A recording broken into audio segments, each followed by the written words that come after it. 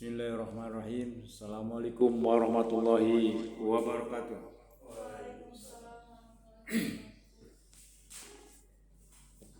Jadi itu perkenalan saya ya, nanti disambung lagi. Kalau sudah ya syukur. Neng udah buka video saya barusan belum ya? Barusan beberapa Pak, belum semuanya. Iya nggak apa-apa. Nanti sambung. Yang itu siapa sebenarnya?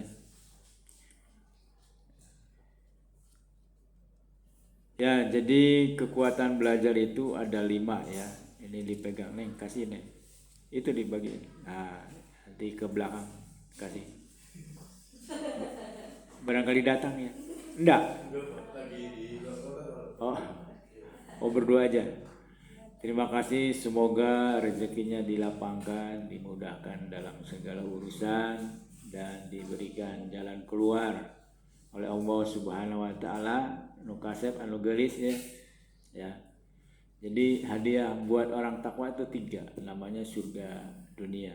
Diberikan rezeki dari arah yang tidak disangka-sangka, kemudian diberikan jalan keluar dan dimudahkan dalam segala urusan. Itu terdapat di surat ke-65 surat At-Talaq ayat 2 sampai 4. Nah itu ya. Kalau 3 hal surga dunia itu belum kita miliki, berarti harus ditingkatkan ketakwaannya. Itu rumusnya. Jadi saya sudah ngajar 35 mata kuliah di 12 kampusnya. Alhamdulillah. Diploma saya matematika, S1 saya politik, S2 saya 3 jurusan, ekonomi pembangunan dari UGM, kemudian manajemen sumber daya manusia, kemudian psikologi pendidikan Islam ya. Kemudian S3-nya pendidikan agama Islam. Jadi sudah 6 jurusan saya kuliah. Anu kasep anu gelis baru 1 kan? Nah, ya. Anak saya semuanya lulusan Universitas Indonesia ya. Jadi yang pertama S2-nya, S1-nya di Unpad. Kemudian yang kedua S1-nya dari UI, di manajemen, jurusan manajemen. Jadi saya bukan pamrih, tapi apa namanya? Saya mungkin keberhasilan saya mendidik anak itu karena saya puasa Daud ya. Puasa Daud itu puasa sehari, puasa tidak. Itu sudah 9 tahun. Anak saya yang kedua itu diterima di 4 BUMN. 1 Sarinah, yang 3-nya itu bank ya, Bank Mandiri, kemudian Bank BSI sama BTN. Jadi artinya kalau kita berjuang itu insya Allah ya. Di dalam Quran surat 53:39 bahwa hasil itu sesuai dengan usaha. Artinya kalau hasilnya belum sesuai dengan diharapkan, maka usahanya harus diperbaiki. Jadi hasil berbanding lurus dengan usaha. Dan ini mahasiswa harus punya keinginan bahwa S1-nya di sini, D3 ya. Ini D3 apa S1?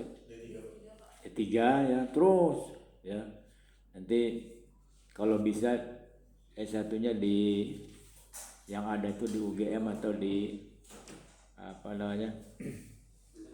Pinjam pakai ini ya, fokus. Enggak sih. Enggak usah. Papan tulis kayaknya. Papan tulis. Ya udah kalau nggak ada mah nanti lagi aja Pak. Biar aja. Nggak usah dulu. Nanti sih dipasangnya. Ya. Itu ya. Jadi Tuhan itu mengabulkan doanya itu ada syaratnya gitu. Kira-kira layak dikabulkan enggak? Nah itu ya. Surat Al-Baqarah ayat 186 itu Allah akan mengabulkan doa hambanya apabila hambanya itu beriman dan menjalankan perintahnya. Itu sebagai pengantar. Ada pertanyaan? Jadi santai aja. Belajar itu ya harus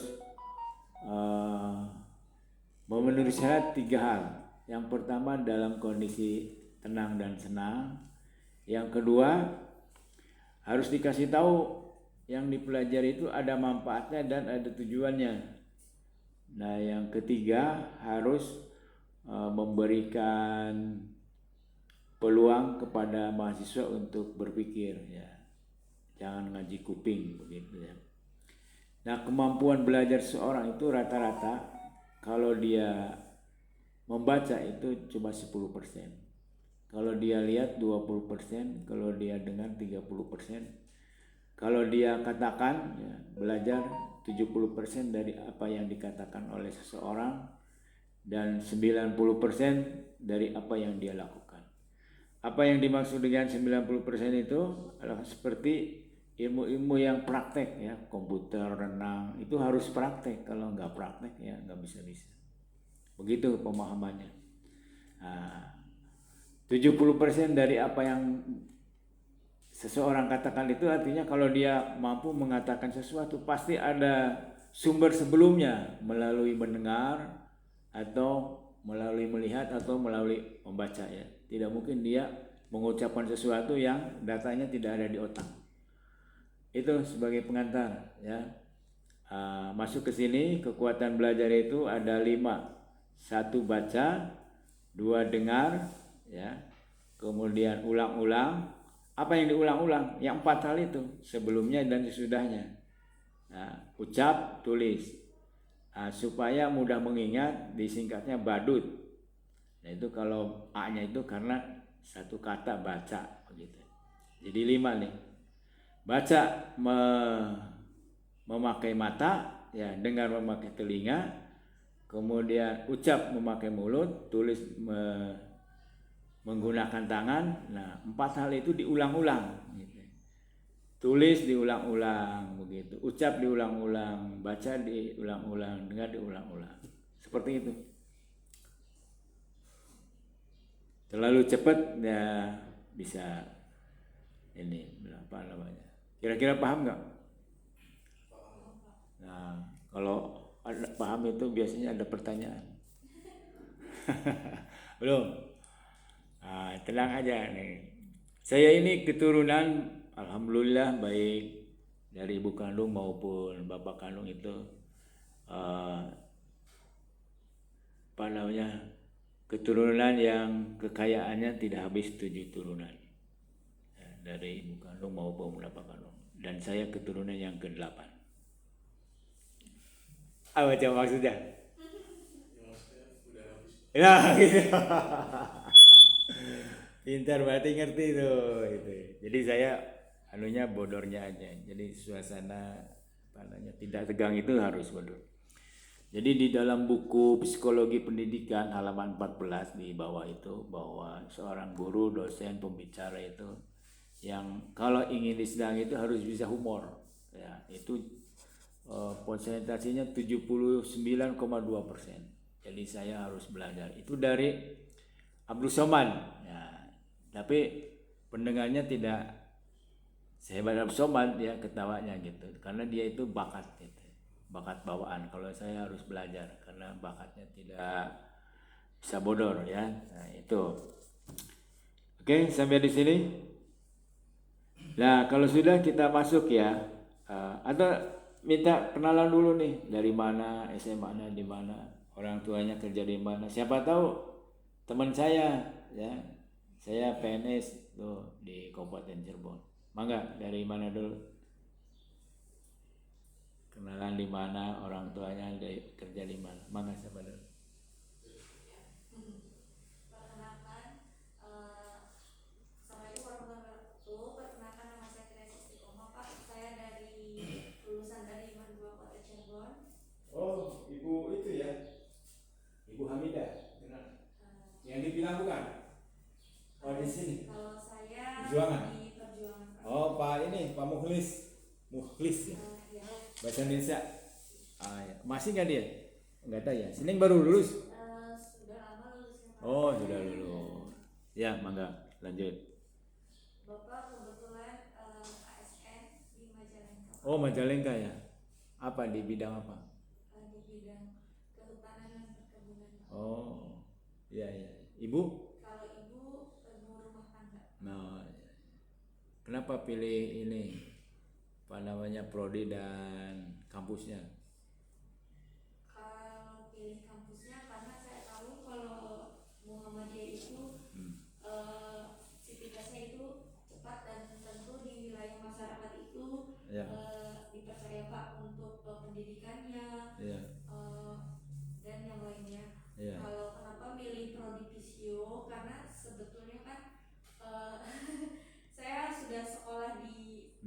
3 perawat lah sebelumnya. Sudah selesai. Sudah selesai. Di sini juga enggak. Di kebetulan D3 perawatnya di Muhammadiyah yang di Walet, Jalan Walet. Oh itu perawatan ya. Iya. Nggak pernah ketemu sama saya ngajar juga di situ. PKN dulu belum ya. Pernah Pak, waktu dulu saya lulus tahun 2017 Pak. Udah lama ya. Sudah lama Pak. Kenapa ngambil lagi ini jurusan psikoterapi? Peluang kerjanya banyak atau gimana? Ya, karena satu peluang kerjanya banyak Pak. Mungkin selain itu saya pertama mungkin untuk lebih bermanfaat di keluarga juga Pak. Melihat sekarang itu kondisi mungkin dari gaya hidup ya Pak, masih muda, banyak yang stroke, banyak yang sakit. Terus kebetulan nenek saya juga stroke Pak, jadi termotivasi untuk belajar lebih giat lagi. Iya. Terima kasih Pak atas Iya. perkenalan. Monggo Mas.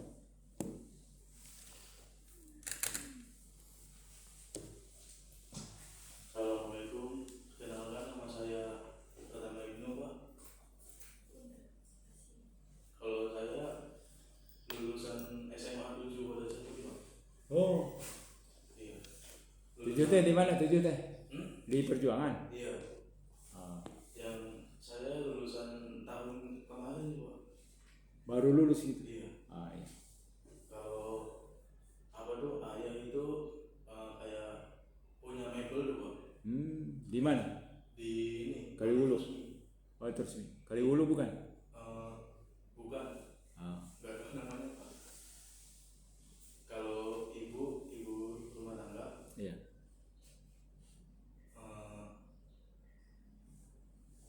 Saya memilih kampus ini tuh soalnya apa ya, lebih kepake lah Pak.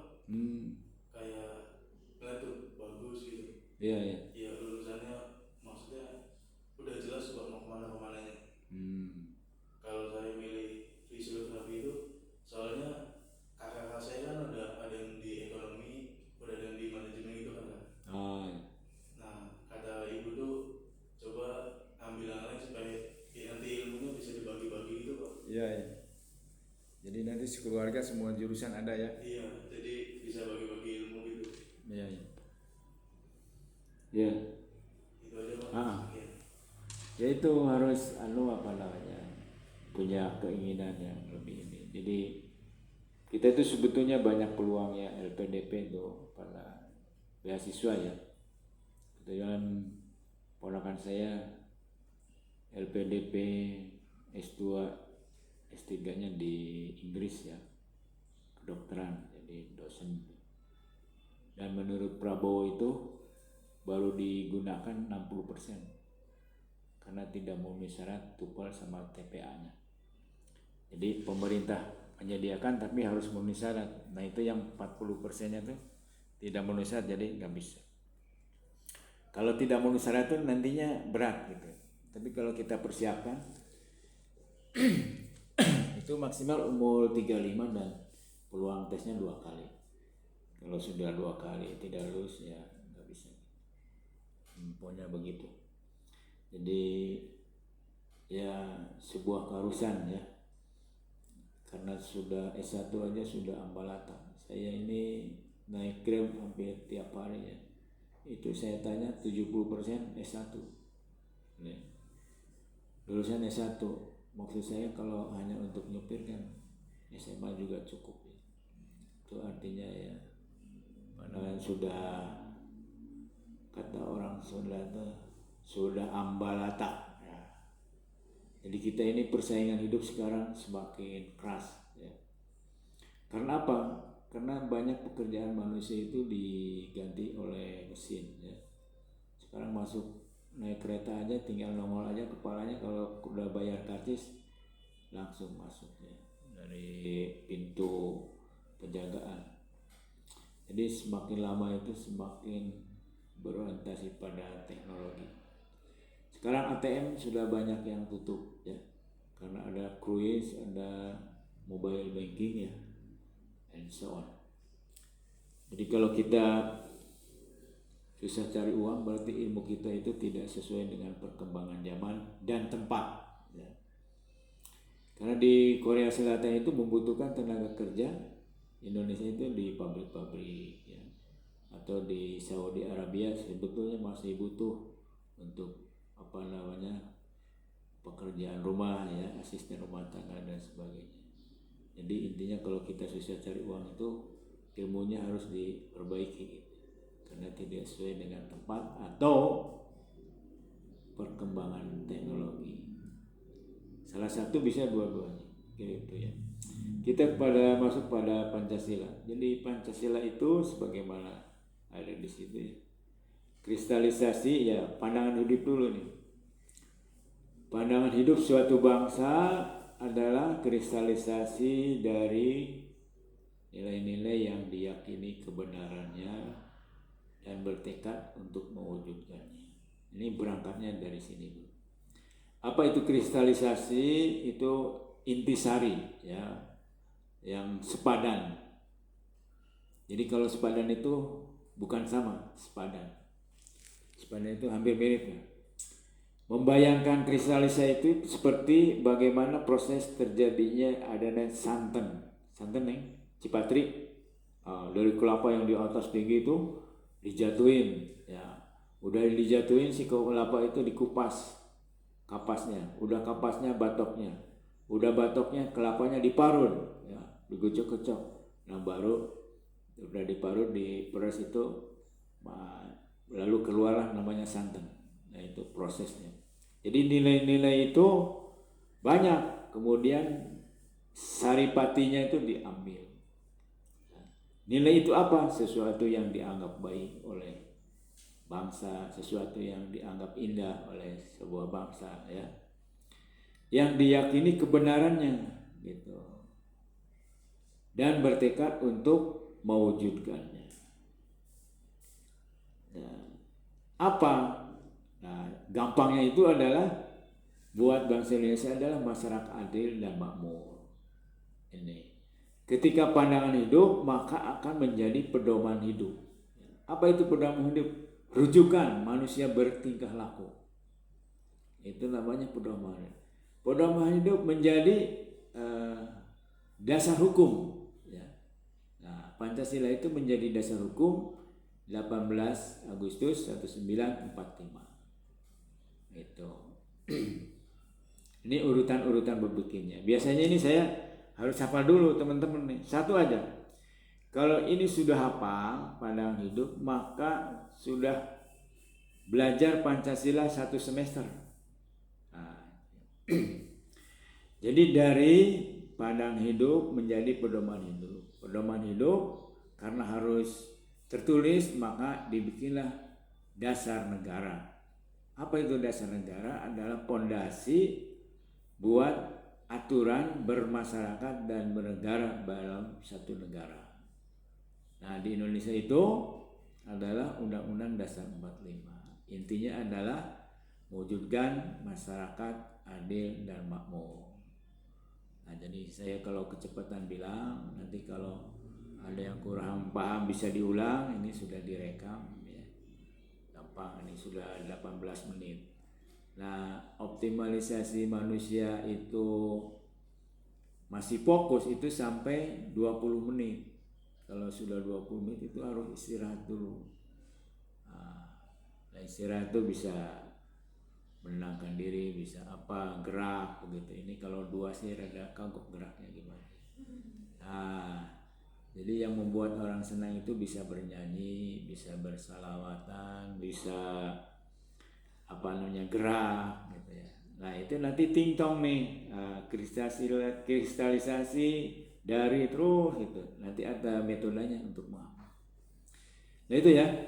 Nah maka Pancasila sebagai dasar negara itu ditetapkan 18 Agustus 45 yang bersumber dari Piagam Jakarta yang dicoret 7 kata.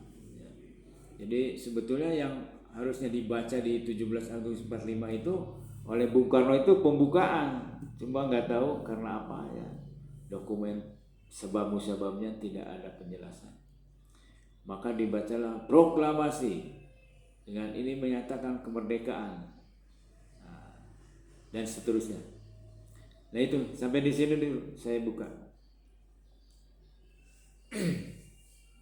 Kalau tidak ada pertanyaan saya tanya. Jadi pilihannya bertanya atau ditanya. Apa yang Anda ketahui tentang Pancasila? Kan dari SD belajar kan? Jadi Pancasila itu mengalami pasang surut ya. Saya kebetulan pada tahun 1991 itu ikut penataran P4 yang paling tinggi di Indonesia. Tempatnya juga di Menteri Kehakiman ya. Utoyo Usman itu di BP7 ya. Di BP7 itu kalau di tingkat TNI itu kolonel minimal. Pada waktu saya bersamaan dengan namanya Sunarko. Sunarko itu waktu itu Pangdam Jakarta ya. Jadi ada level-levelnya. Jadi sudah khatam lah tentang Pancasila gitu ya. Itu tahun 91 tuh ya. Umur saya 91 dikurangi 63 berapa? 1 dikurangi 3 ya. Itu ya. Jadi insya Allah sudah menguasai lah. Saya sudah 30 tahun ngajar Pancasila sejak ada aktif di sini. Nah itu ya, mangga barangkali ada pertanyaan dulu. Atau si Mas dulu atau sini dulu. Apa yang Anda ketahui tentang Pancasila?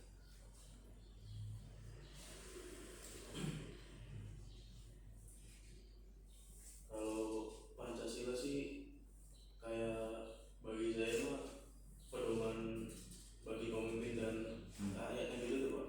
Ya. Jadi kayak semacam inilah yang harus dilakukan. Terus juga kalau Pancasila tuh semacam apa ya, supaya tidak kacau lah Pak di suatu kaum tuh. Ya. Jadi ada ininya, ada kayak apa sih ya? Ada pedomannya. Iya, ada pedoman dan tujuannya supaya suatu kaum itu bahagia lah Pak. Ya betul. Ayo Neng. Pancasila menurut saya itu pedoman ya Pak, pedoman negara untuk meningkatkan untuk menjalani hukum-hukumnya ya Pak ya. Ya. Terus Pancasila juga itu atas dasar negara ya Pak ya. Ya. Nah, agar kita tahu batasan-batasan mana yang bisa kita pelajari dan bisa kita ambil dan tidak. Ya. Sudah ini kenal butir-butir Pancasila?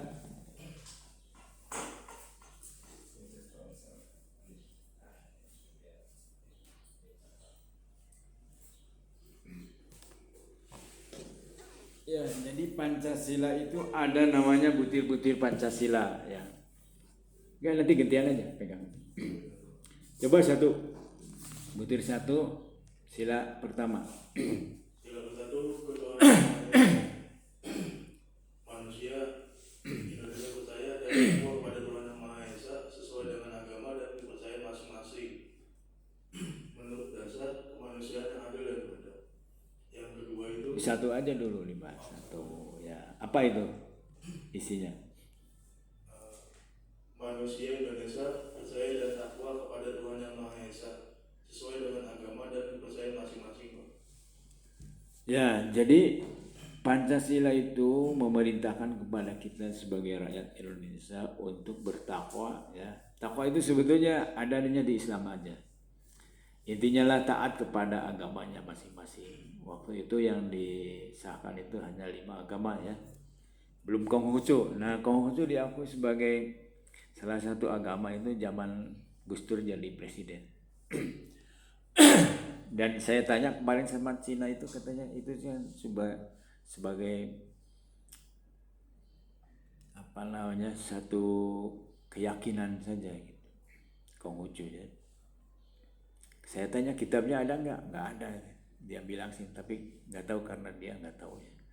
Nah itu, jadi ketuhanan yang Maha Esa itu dijabarkan di dalam butir-butir Pancasila menjadi 4. Salah satunya tadi yaitu bertakwa kepada Allah Subhanahu wa Ta'ala bagi orang Islam, seperti itu. Kemudian yang butir yang kedua, menghormati dan bersama antar pemeluk agama dan penganut kepercayaan yang beda-beda sehingga terbina kerukunan hidup. itu kerukunan ya. Rukun itu duduk sing rukun ya, artinya berbeda tidak harus bertengkar. Itu prinsip rukun. Ya. Kemudian kalau memang berbeda tidak usah disama-samakan. Itu intinya rukun tuh. Ya, saling menghargai. Berarti ada harganya ini ya. Ya, itu dulu staf saya itu saking pengen menghargai orang lain ya. Dia musik tuh pakai begini yang apa namanya? Dia ini sekali gitu ya. Dia bermusik tapi kalau musiknya nggak seneng orang lain kan repot juga. Dia pakai itu. Ya. Bagus tuh, itu sebagai bentuk saling menghargai. Yang ketiga, Saling menghormati kebebasan dan menjalankan ibadah sesuai dengan agama dan kepercayaan masing-masing. ya saya punya teman itu kalau Jumat di masjid, kalau Minggu di gereja. Apa agamanya? Ikut. Ya, agamanya sih Islam. Pekerjaannya apa kira-kira? Tukang parkir. Iya, ada yang menteri, ada yang tukang parkir. Ya, kehidupan seperti itu.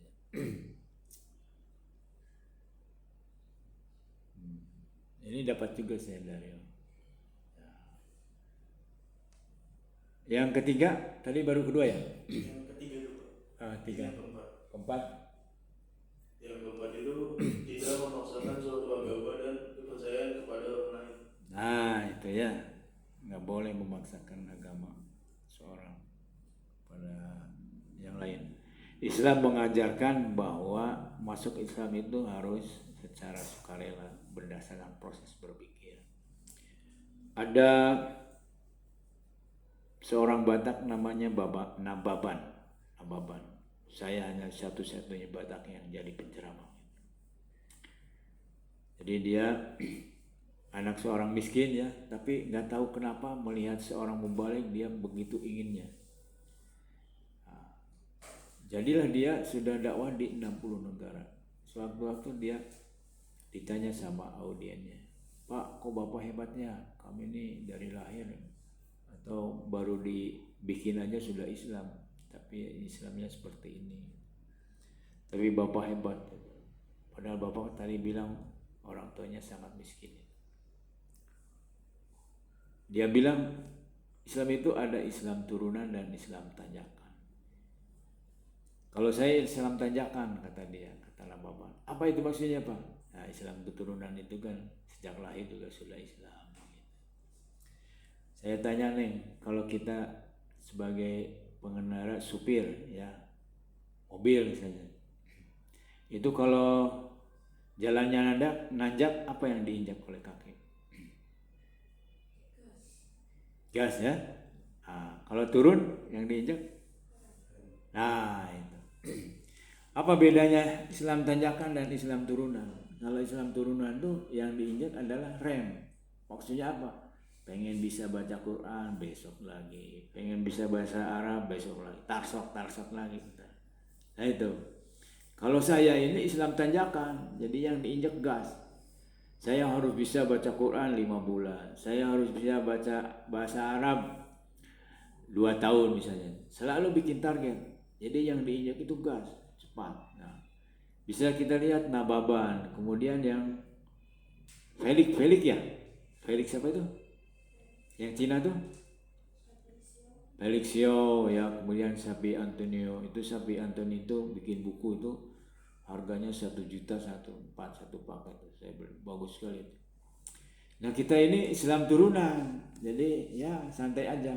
Kalau mereka itu Islam tanjakan, selalu bikin target. Oleh karena itu teman-teman harus juga seperti Nababan itu. Jadi Nababan itu terlahir dari orang yang sangat miskin, kemudian pergi ke Jawa cari kiai pesantren. Kata Pak Kiai, "Nah, kalau kamu ingin belajar di sini boleh, tapi urusan ilmu gratis. Tapi untuk makan Anda harus cari sendiri. Gimana caranya saya nggak tahu."